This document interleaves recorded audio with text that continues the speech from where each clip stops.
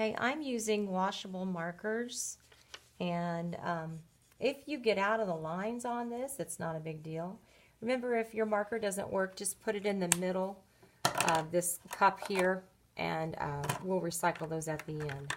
A lot of times when, or what, not a lot of times, every time you see a butterfly, it's symmetrical. Okay, we've talked about symmetry before, where you have the same on both sides. So I'm going to do the same color on both sides.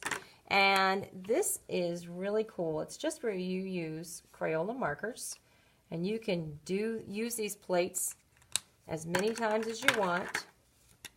So I'm going to color this in. You can use a pattern if you want. I don't want to take forever to do this so you guys can see the video. I've already used blue. Let's use some purple. And the next time I do this print, I could use a different color paper. I could use different markers. That's, like I said, that's the neat part about doing printmaking. You can use the same plate over and over, depending on what type of plate it is.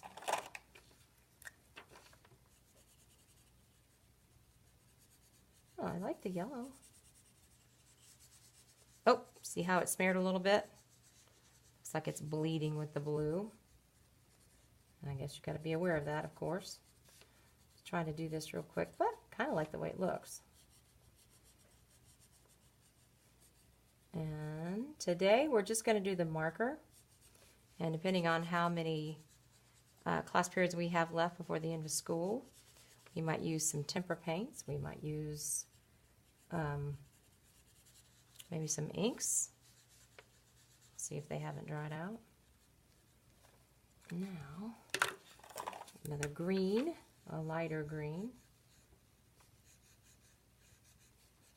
Now, in order to make this work, you have to get your paper wet. And I have a sponge at your desk, at your table that you're sharing, and it's in a bowl. I don't have it really wet because, number one, I don't want you to ruin your paper by soaking it. Let's see here. Number two, we don't want to make a big mess. So here's our bowl. And I have a pink paper. And I have a yellow paper. Like I said, you could use any paper. Now remember, whenever you put this ink on this paper, it's going to change the color. So I'm going to use the light pink instead of having it on a white. Oops. I'm going to rub it on there. Be careful. See how I'm having to hold on to it. Make sure I don't rip it. And then I'm going to center it so it'll look like it's a frame. Framed in, has a border around it. I think that's wet enough. I'm going to very carefully move this over here so you can see it better. And set this in the center. And you're going to massage. You can also, the thing about for a print to work, you have to make sure that you don't move it. If I peek a little bit, ooh, you can start seeing it. Now, the videos that I've seen, it actually works better if you turn it over, which you can have, because it's easier to rub this way, but you still have to hold on to it. Oh, I can see that butterfly transferring. Super cool. But you have to make sure that you hold it still. Let's see how it turns out. This is the fun part. So I peel this off. Ooh, nice. Okay, super cool. Now, what you're going to do, you don't have to wash these. You can go back, start coloring again, make a new print. Oh, I forgot to do something. I forgot. I wanted to show you my signature. So let me show you. Let me color over my initials. Let me put it. I think this is still a little wet. Put it this way, and it shouldn't transfer. It should be backwards. Let's see. So let me press it. Like I said, it works better the other way. It's not as hard on your fingers. Okay.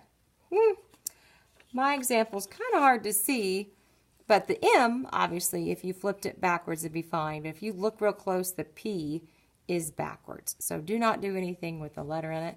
Now, this is when you could come back in and you could take your pen or a black Sharpie, Sharpies that I have, and you could add some detail and go over your print. Okay, remember those lines that I had in there? You could add those back in with the Sharpie. Okay, I'll leave that up to you, or you could make a new print.